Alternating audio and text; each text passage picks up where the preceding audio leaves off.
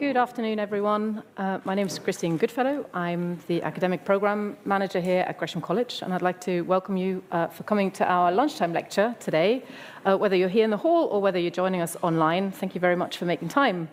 A few housekeeping announcements. If there's a fire alarm, we've had the fire drill earlier, but if it rings now, it's for real, so please use any of the two doors in the back, and the Gresham team will help you find a safe space to shelter.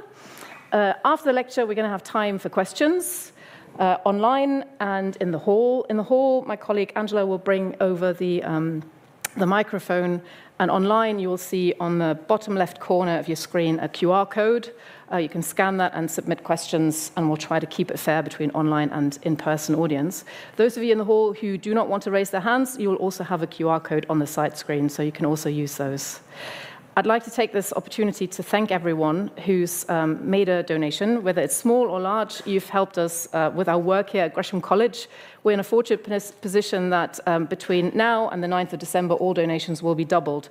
So thank you very much for all of you who've helped us with our work here to keep lectures free. I'd like to introduce Professor Steve Zhang now, who's going to deliver the third lecture in our series on modern China. Professor Zhang is the Professor of China Studies and the Director of the China Institute at SOAS, London. He's also a Fellow of the Academy of Social Sciences and an Emeritus Professor of St. Antony's College in Oxford. His lecture today will be Where China is Heading under Xi Jinping. Please welcome Professor Zhang. Well, thank you very much. And thank you very much, Christine, for inviting me back. I am delighted to have this chance to talk to you. The subject is Where is China Heading under Xi Jinping? That's a funny title. It's as if implying that one of the world's largest countries, most populous country, the second most populous country with 1.4 billion people, will have its direction of travel, its future being determined by one man. Yes, that's exactly what I meant. And I meant it because we are dealing with a China which is a bit unusual even in the history of China in the last 40 years.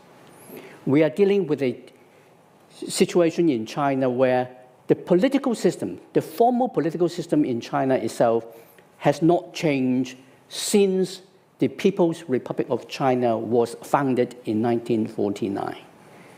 Under Mao Zedong for a quarter of a century into the mid-1970s, then from Deng Xiaoping from December 1978 until Xi Jinping became leader in 2012, and then Xi Jinping from 2012 to today. I mark them out as three periods because I want to use a 21st century language to illustrate the changes. The system politically remains what we call a Leninist system. Most of you probably know exactly what a Leninist system means, but some may not be so familiar with it. So let me just say that a Leninist system is what we used to have in what we used to call communist countries, in the communist Eastern Bloc, where the Communist Party exists and superintends and leads a government in parallel, and it's the party that calls the shot. Now, in the first period of China under Mao Zedong, I call it as a China operating under operating system 1.0.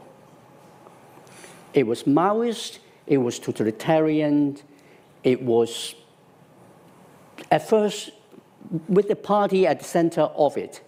But when the party was not doing what Mao wanted, Mao launched the Cultural Revolution and practically destroyed the party as an effective organization for a while. When Deng Xiaoping started to change and introduced the so-called reform and opening up period from December 1970 was put in place. And the big distinction between 1.0 and 2.0 was that 2.0 was a return to collective leadership. Successions were being arranged in a very orderly fashion, and leadership within the Communist Party were operating collectively, and they were making decisions together. Even believe it or not, increasingly after the Beijing massacre of 1989, with what they call intra-party democracy. What does that mean in plain language? It means at the very top of the party structure, at the Politburo Standing Committee, in those periods, there are usually 9 people, sometimes including a woman, and they were operating as, with the General Secretary operating as first among equals. And by the time we got to Hu Jintao even required the Politburo and the Politburo Standing Committee members to make an annual report to the Central Committee of the Communist Party, a bit over 200 people, on an annual basis. So there was some element of accountability, and within closed doors, they actually had debates and discussions on policies. And that avoided China making one major policy mistake that could potentially destabilize China or the Communist Party rule in China from 1989, after the Beijing massacre, through the collapse of communism in Eastern Europe and the Soviet Union, until relatively recently, a decade ago. Xi Jinping, after he became leader in 2012, he started to make changes. By the end of his first term in office, 2017, when he secured his second term, he also started to make changes. A few months later, by 2018,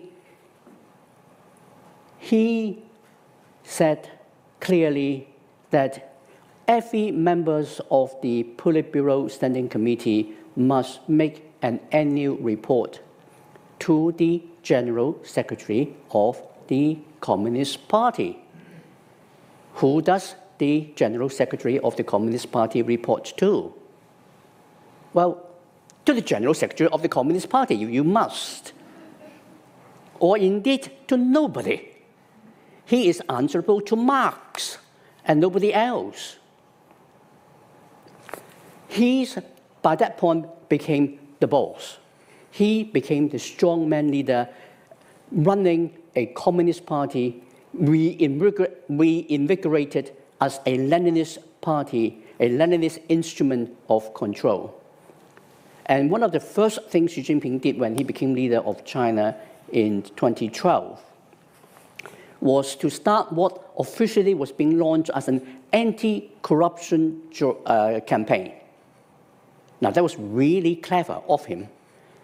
Anti-corruption campaign. Who could object to that?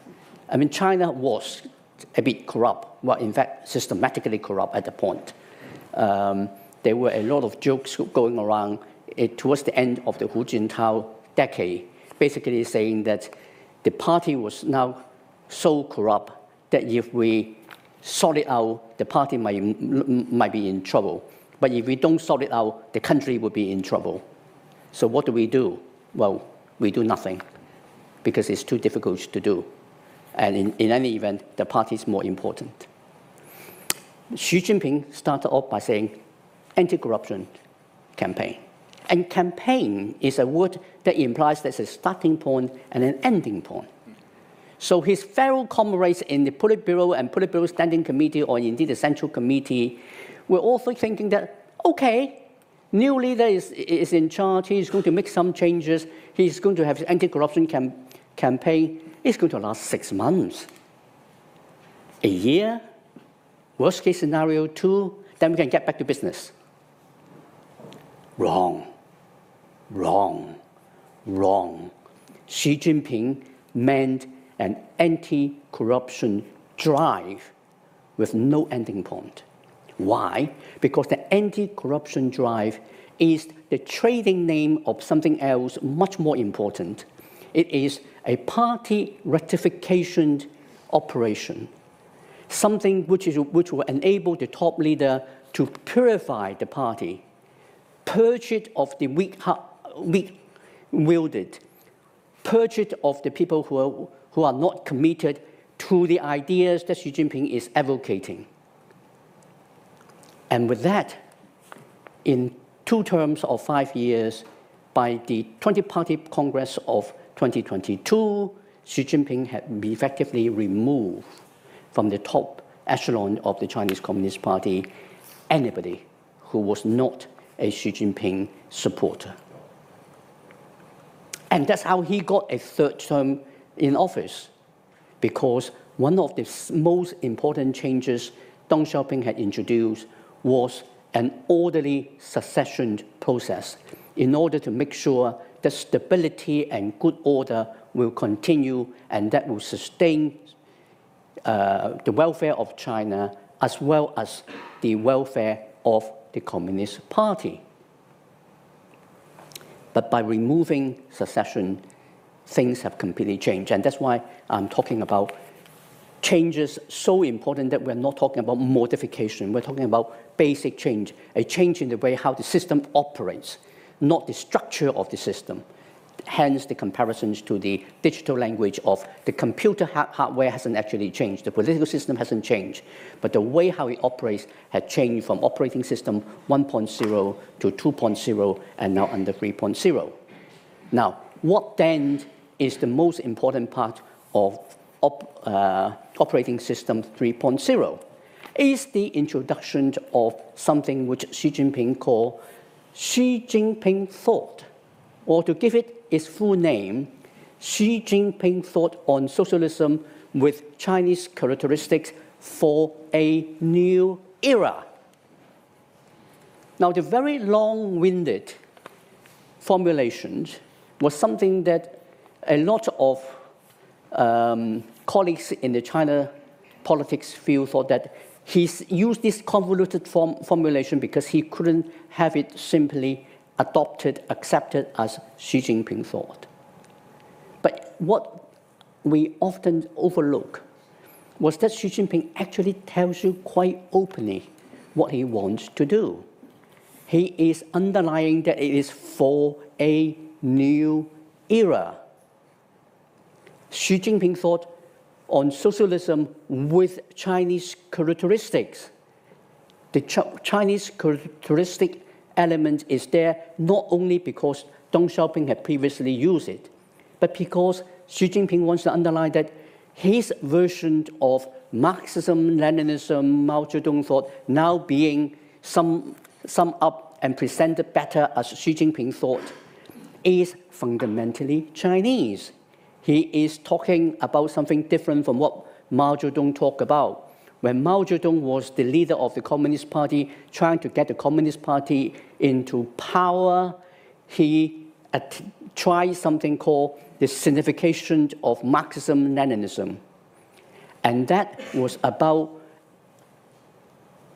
adapting a Europe-based, proletarian, urban-based revolution into the Chinese agrarian context without capitalism. Otherwise, you couldn't actually make Marxism-Leninism work in the Chinese context.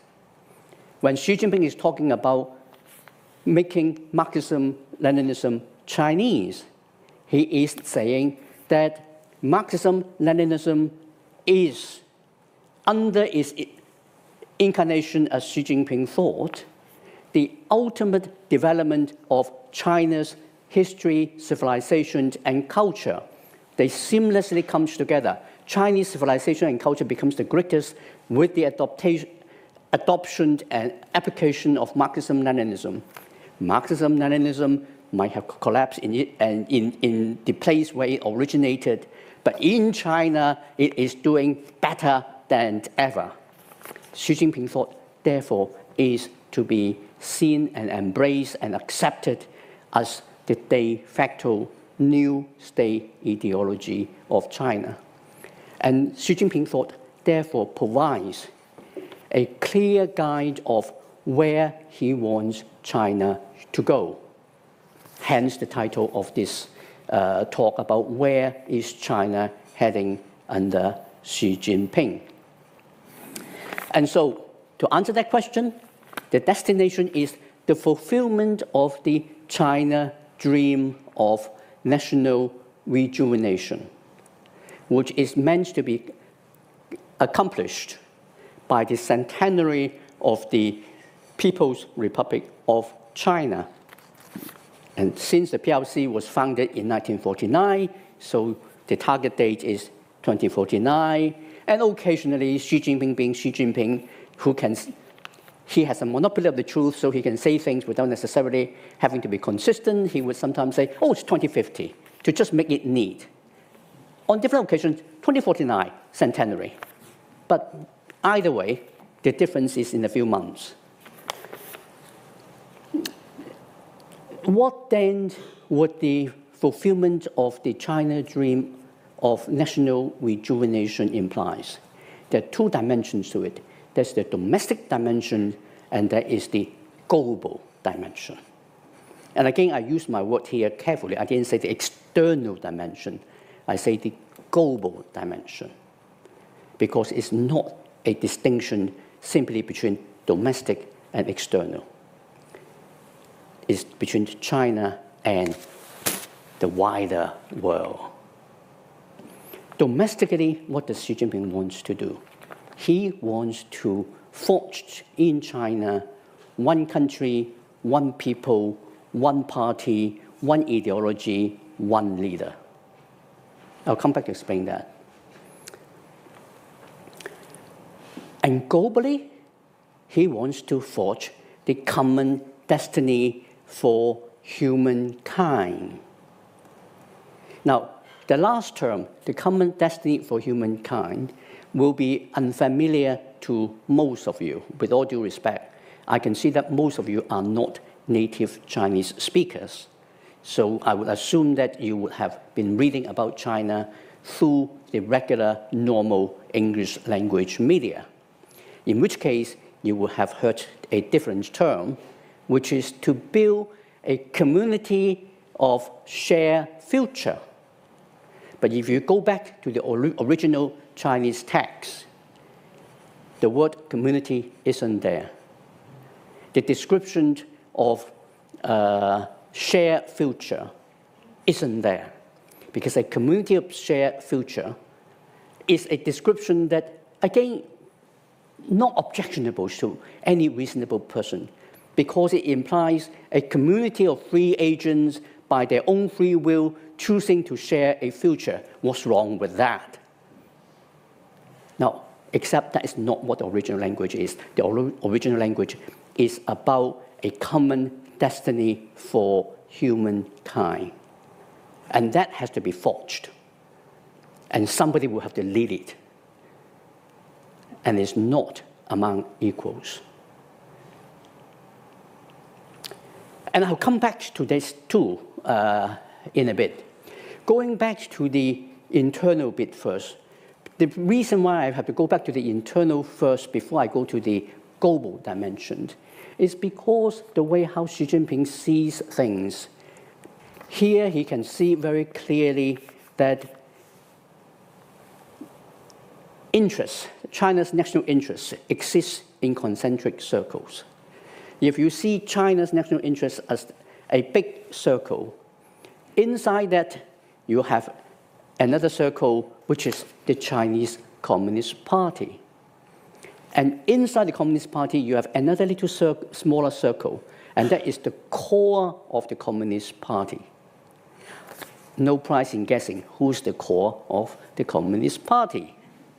3 characters, Xi Jinping. And from that perspective of the concentric circles, what is good for the core is good for the party. What is good for the party is good for China. And what is good for China is good for the rest of the world. And that's why I have to go back to the domestic dimension first before I can explain what the China dream of national rejuvenation globally means. For the building of the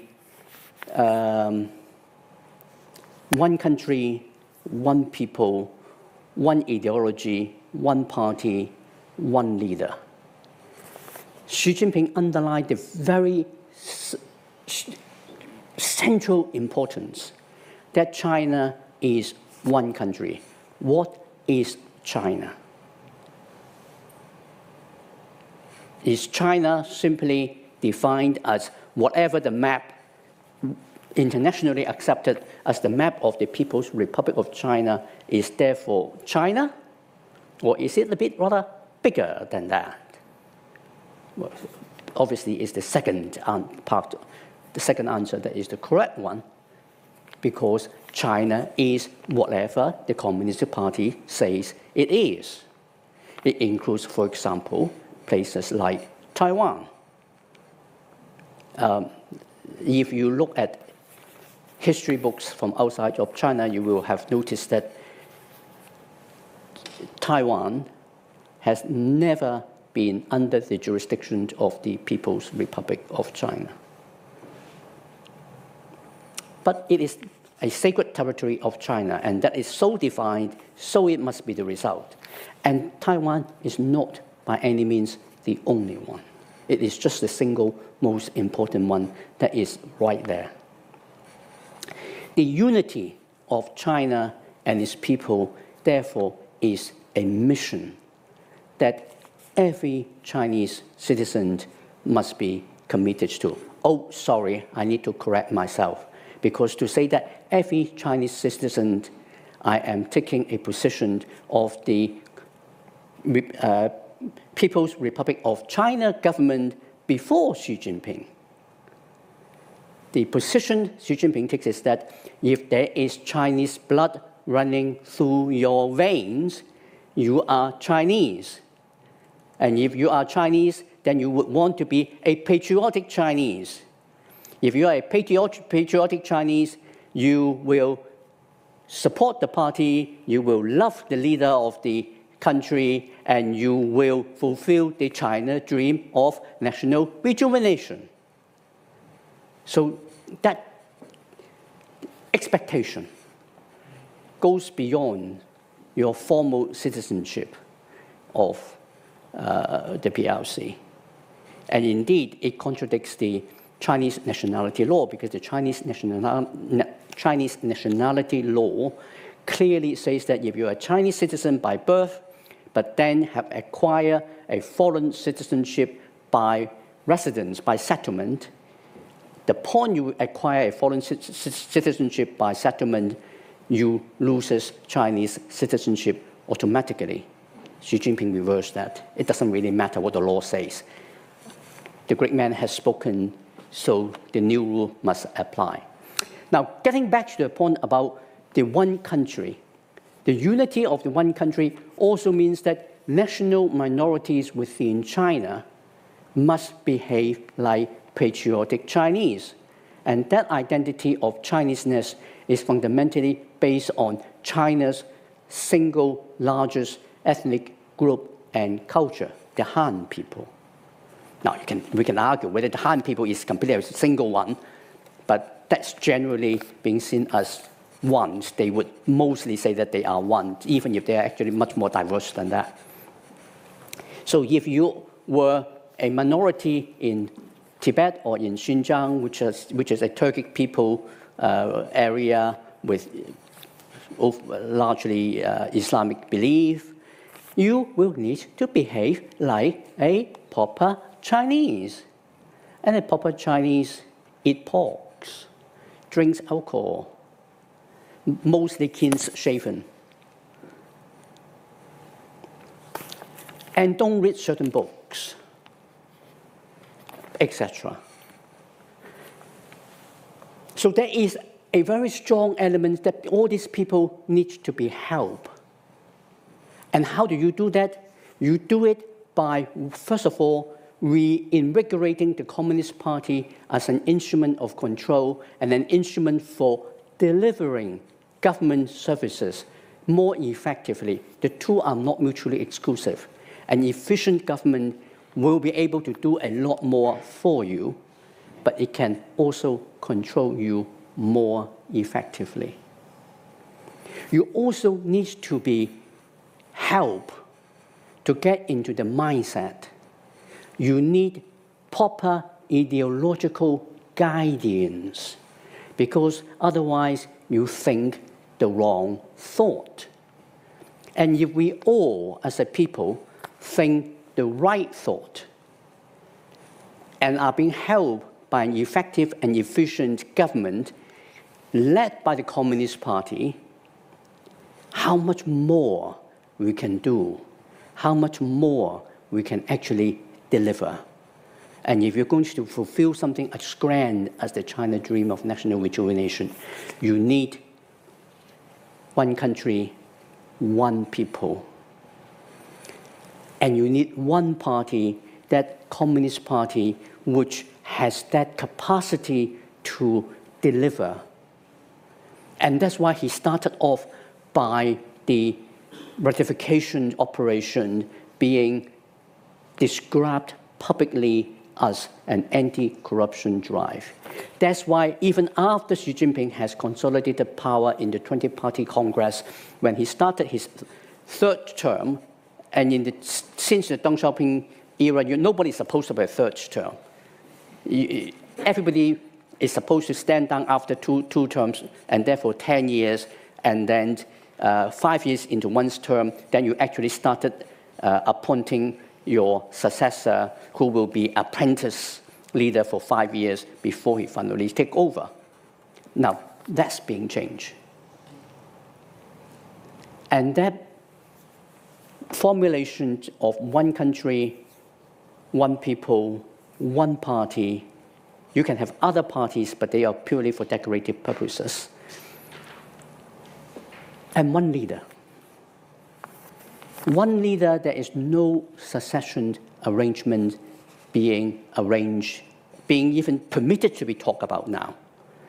Whereas when Deng Xiaoping was supreme leader, he made at first Hu Yaobang and then Zhao Ziyang as the party secretary, and when he had to sack both of them because both of them were not doing exactly what Deng Xiaoping wanted him to do, and were showing, in quotation marks, weakness, he put in Jiang Zemin and also annoyed that Hu Jintao should be the next one. You have a pretty orderly transition arrangement. Xi Jinping now does not allow anybody who is at the right age level to be at the Politburo, who could therefore potentially be promoted at the next party congress into the Politburo Standing Committee and as General Secretary of the party as a potential successors to him. Now you can't even talk about it. And we are now talking about a leader who is clearly not thinking about his mortality. He is at a very youthful 71. And if you have been watching news on China at the time of the September-October visit of Putin and Kim Jong-un, you would have caught the hot mic moment when they jokingly, lightheartedly talk about mortality, and they was talking about, for people like us, 150 is a very manageable age. But of course, the key operating term here is for people like us. And with all due respect, not like me or everyone else in this grand lecture room, but the special people, they can. I think that does kind of underline why we are talking about the formulation of one country, one people, one ideology, one party, one leader, having China building up all that capacity to do the China dream of national rejuvenation. And the China dream of national rejuvenation can be presented in another way, in 4 English words: make China great again. Now, you laugh. Thank you. You laugh because we all know about the other variations, which is make America great again. I didn't use it simply because Donald Trump has used it. I've used it well, partly because I'm naughty, and I did like to see whether I could get that reaction from you, which I got. But also because Xi Jinping, in his own way, is seriously intending to deliver just that. Now, what does making China great again? It's not benchmarked against American global hegemony. It's benchmarked against, in quotation marks, China's historical greatness. Now, I put it in quotation marks because what China's historical greatness means can mean very different things to different people.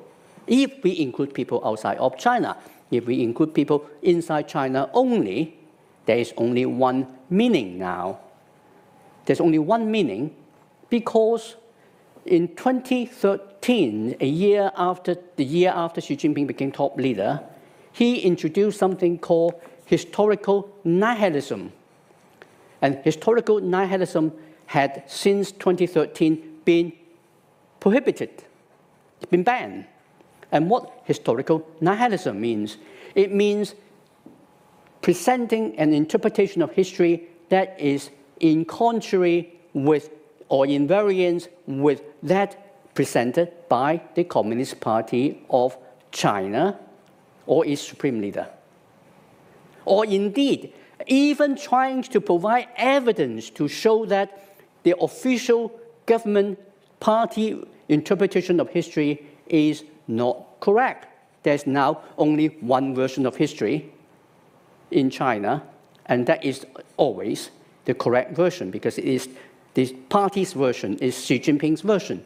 And in this version of history, the greatest moment in human history was when China was the greatest, most powerful, richest, innovative, dynamic, and organized country in the world. It was so magnificent and so munificent that other countries will simply look up to China in admiration and in awe, that they would like to embrace and follow the leadership of China voluntarily. And you would have Pax Sinica without China attempting to exercise hegemony. Hegemony is the sort of things that Western imperialists do. As Xi Jinping has explained, we Chinese, in 5,000 years of history, that we evolved from the Yellow River Basin to become a continental-sized country, that we have never, ever invaded anybody. There is not one single imperialist gene in the Chinese gene pool. It cannot happen. Now, that means what he is trying to establish is a kind of global preeminence on Chinese terms. And how does he see about constructing something like that? This then goes back to the forging of a common destiny for humankind through a process that he calls the democratization of international relations. What does that mean, democratization of international relations? You don't know because you, great British citizens, are part of the democratic West. You have forgotten that the liberal international order that was put in place at the end of the Second World War was fundamentally an international order of the West, by the West, and for the West. And the West, with all due respect, is a minority in the world in terms of member states of the United Nations and in terms of the population of the world. The overwhelming majority of people in the world belong to the global South.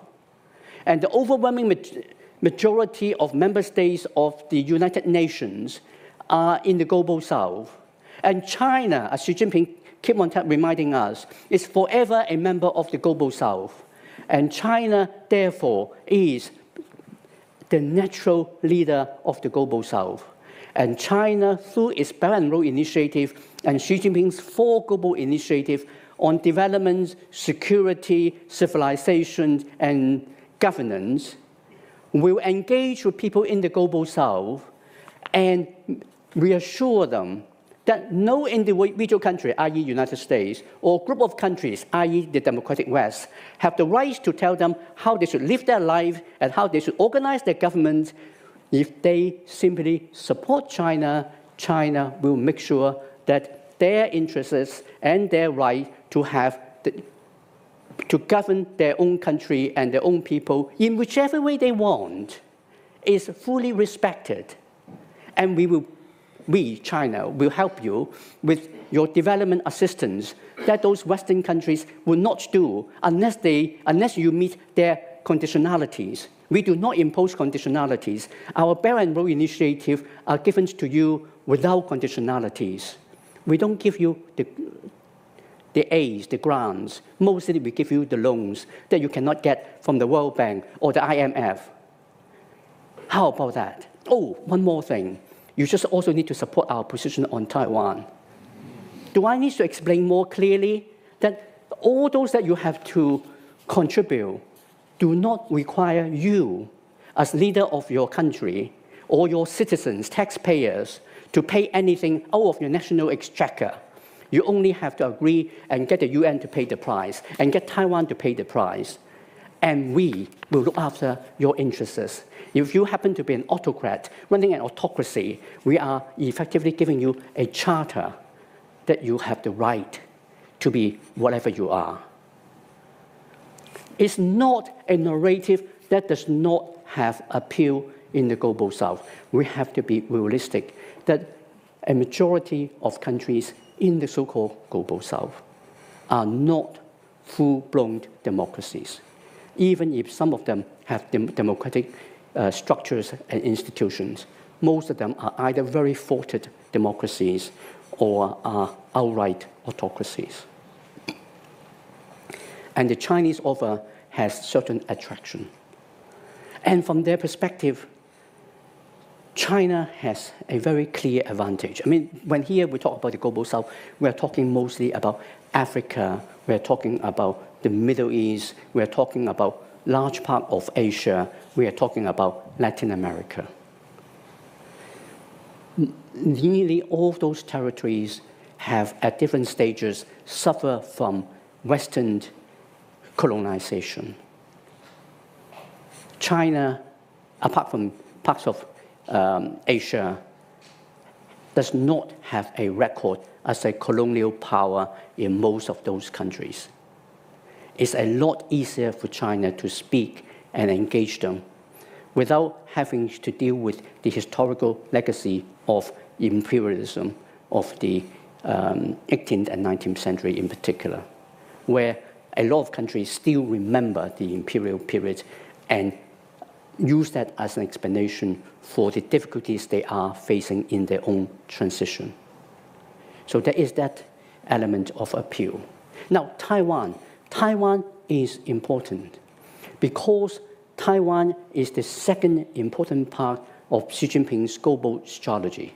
The first part, as I explained, and the first part I would call it actually as the first pivot of Xi Jinping's global strategy, is to engage with that Global South to win that support, to secure general endorsement and acceptance that if China becomes preeminent in the international system, it will be acceptable to them.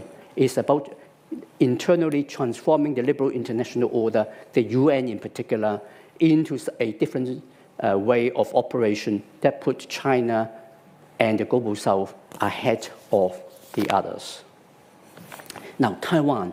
Taiwan matters not only because the Communist Party say Taiwan matters.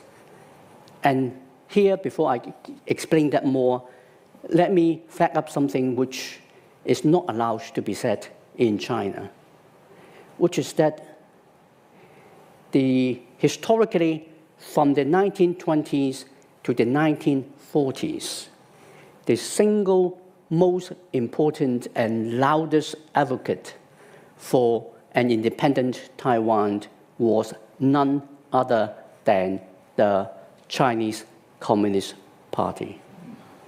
Yes, you heard it right. That's why I spoke slowly about it. You are not allowed to say that in China now, but that's a fact. Particularly, you can find it from the record of the Soviet Union, because when the Communist Party was first founded in China, it was a chapter of the Third Communist International, the Comintern. And the Communist Party of China actually held its sixth party congress in Moscow, where that record is being kept and where it said very clearly that it was their policy to support an independent Taiwan, because Taiwan at that point was a Japanese colony. Now, going back to Taiwan and its importance, Taiwan exists today as an entity separate from China, for all intents and purposes, independent, because the Americans have given it protection. And the Americans have passed a law called the Taiwan Relations Act in 1979, which effectively says that the US government takes seriously about the status of Taiwan, and if the status of Taiwan were to be changed against the wishes of the people of Taiwan, then the United States will see it as a matter of national security interests, which effectively means we are going to interfere. And that's why the Chinese cannot take Taiwan. It doesn't really matter whether the legality and the sovereignty issues arguments are. If China wants to take Taiwan, China would have taken Taiwan if the American protection of Taiwan has not existed. So for China to take Taiwan, there are two options. One, peaceful resolution, which is Beijing's preference, which is everybody's preference, really. But a peaceful resolution would have meant Taiwan, a vibrant middle power, vibrant democracy that is a middle power, accepting being taken over by a Leninist party state under Xi Jinping. Historically, democracies that are medium powers have never surrendered without a fight when it faces an existential external threat. Being defeated, occupied, conquered, subjugated, yes. But doing so without a fight, it hasn't happened before. There's no reason to assume that will be different in how people in Taiwan will react to that. So the likelihood is that Taiwan can only be taken with China using force. It's a question of what level of force. And using force by China means it will either have to deter the Americans from interfering, or it will have to inflict sufficient damages on American forces deployed to help Taiwan defend itself so that the Americans back off. Either way, whether the Americans will deter or the Americans will defeat it and then back off, it would have fundamentally bankrupted America's Indo-Pacific strategy since the end of the Second World War. That Japan, Korea, and other American allies in the region could no longer depend on American guarantee under their Mutual Defense Treaty. Because if you look at the terms of the Taiwan Relations Act and the American defense treaties with countries like Japan or Korea or the Philippines, they are very, very similar language.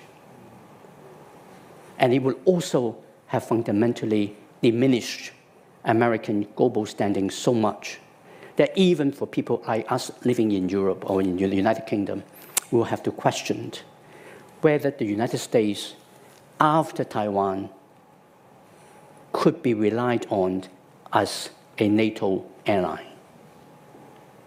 Fundamentally, American global dominance will collapse. Chinese preeminence effectively will be put in place. The China dream for national rejuvenation would have been achieved. And that is, ladies and gentlemen, the direction of travel that Xi Jinping has set for China. I'm not saying that this is what is going to happen. There are a lot of things in the world that can happen that will have implications for that and impact on that. I'm simply explaining this is how it is being constructed and being seen as a way of setting the direction of travel for China under Xi Jinping if he stays in power for as long as he seems to think that he will. Thank you very much. I would welcome questions and comments.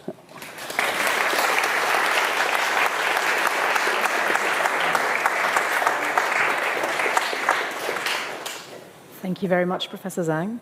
We have a microphone going around, so if any one of you would like to start the Q&A with a question, my colleague Rachel will actually bring the microphone. Gentleman here. Thanks for a very interesting talk. Am I on? Can you hear me? Yeah. This sounds to me a bit like the Emperor's clothes. Saying it doesn't make it so. He's not going to live to be 150. And I ask myself how sustainable this model is politically, economically, and ecologically. I mean, take, for example, the massive Tibetan dam scheme now. What's that doing to destroy China's ecology and everyone downstream and its international ambitions? So could you talk about that, please?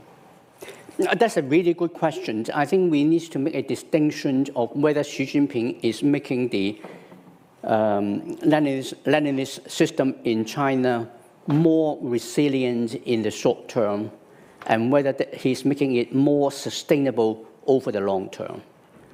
And my answer would be that in the short term, he's actually making it more resilient because he is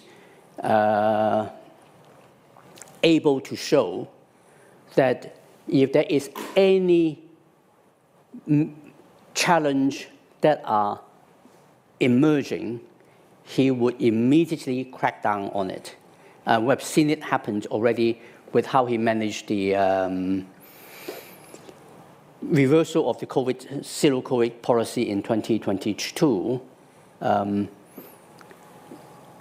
But in the longer term, he is building up a lot more trouble. He has created a situation where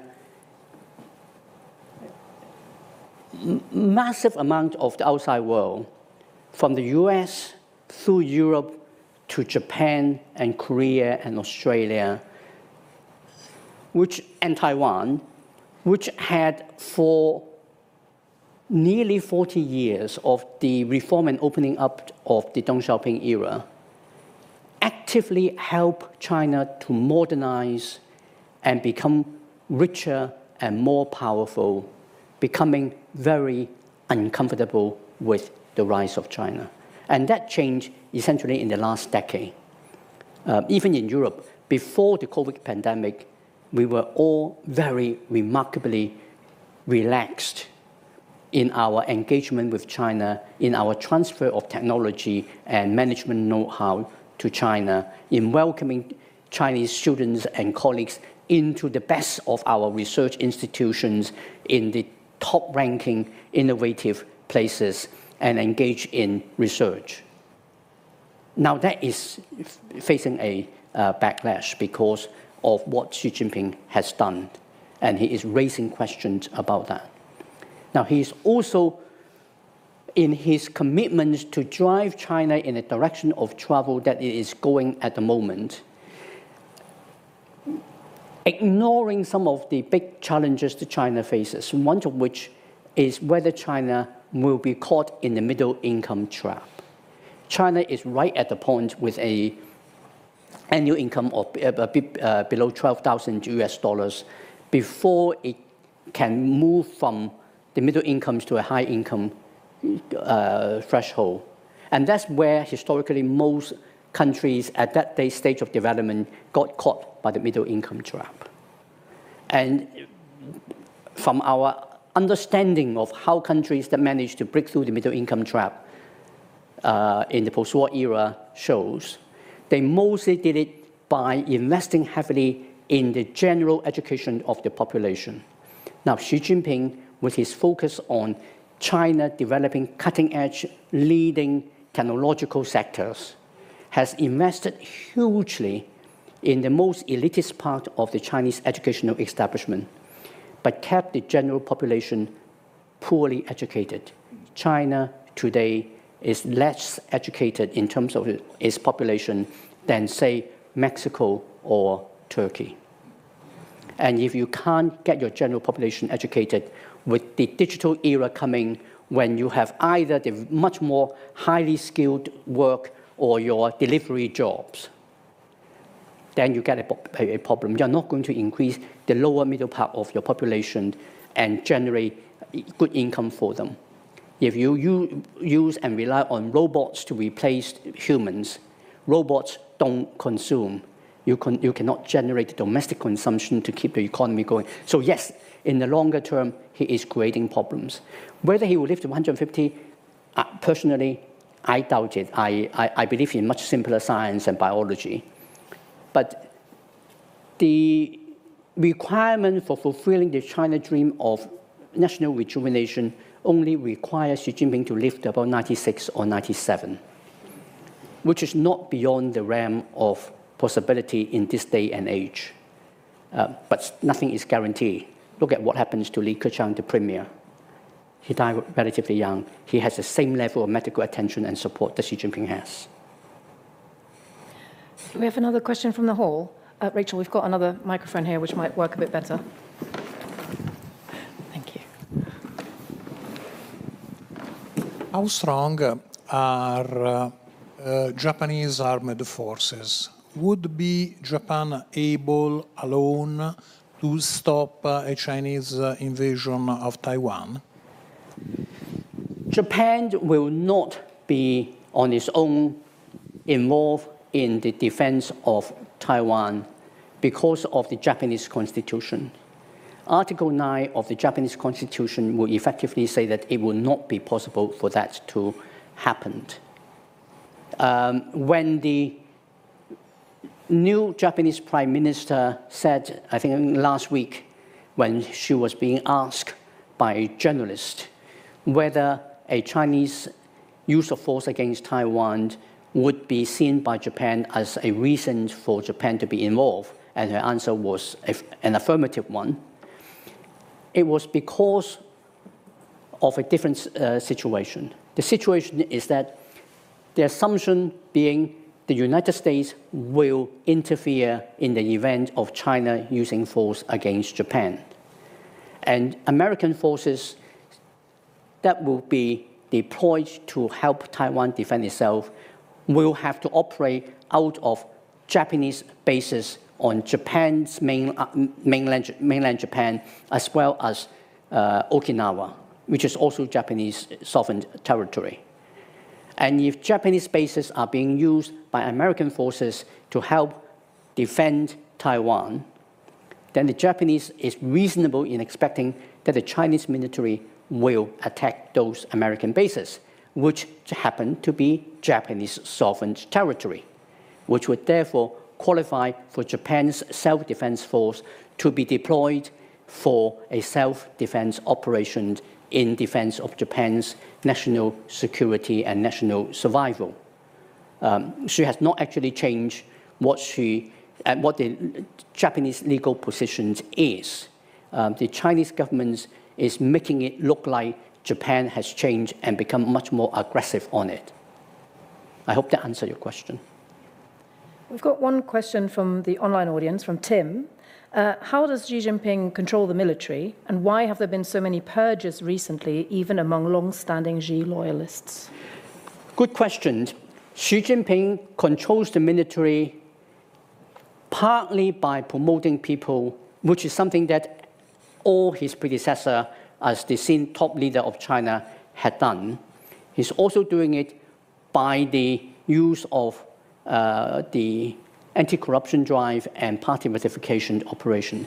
Now, why did he remove so many generals in the last 12 months? I mean, particularly in the last 2 months. Well, remember, by 2022, the 20th Party Congress, when Xi Jinping secured his third term of office, he had removed from the party and the military.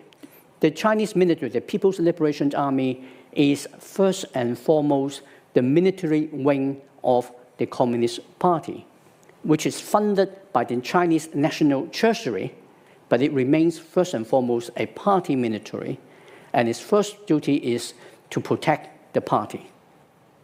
National security comes after. National security, in the sense we normally understand it in this country, comes after that.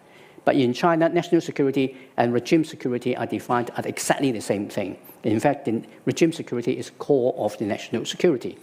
Now, what I'm really saying is that since by 2022, all senior generals who were non-Xi Jinping proteges have been removed.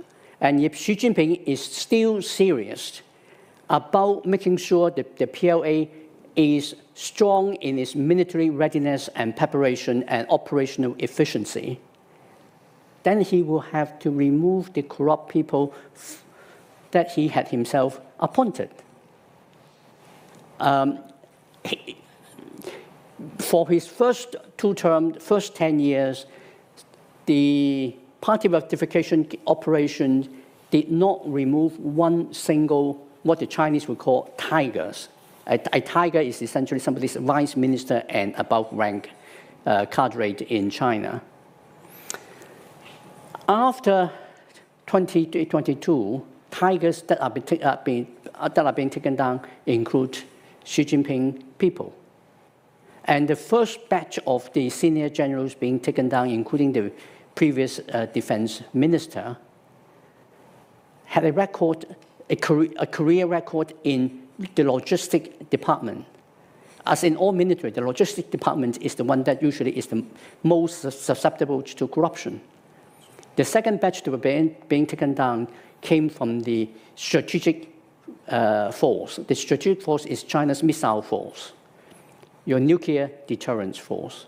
Again, it is potentially the easiest ones to be to allow for corruption without being easily detected, because you don't deploy all your strategic missiles at once at any one point, unless the chips have all come down and you are in a crisis. You only need enough operational, and then you can have a lot of others which are not, and that could give you scope for corruption. And then you also have a problem of the system, which is that when the political environment is one that encourages factionalism, when all other factions are being removed, and the entire Communist Party becomes the Xi Jinping faction, sub-faction emerges. And within the PLA, for example, under Xi Jinping, you have the Shanxi faction, you also have the Fujian faction.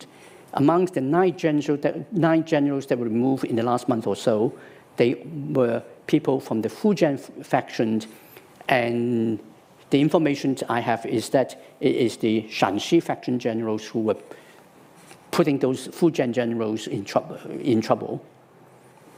And I hope that answers the question. Thank you very much. I think we're out of time, but I've got a moment to remind you of the next lecture in our series. We have no lectures in this Modern China series in spring, but in summer we have 2. The next one will be given by Dr. Luke Robinson on Going Global, Independent Chinese Documentary Films. So I hope you can join us then on the 27th of May. Feels wrong to think of May now, before Christmas, but yeah, that's the next one. And thank you very much, Professor Zhang, for your lecture today. Well, thank you very much. It's been a good pleasure.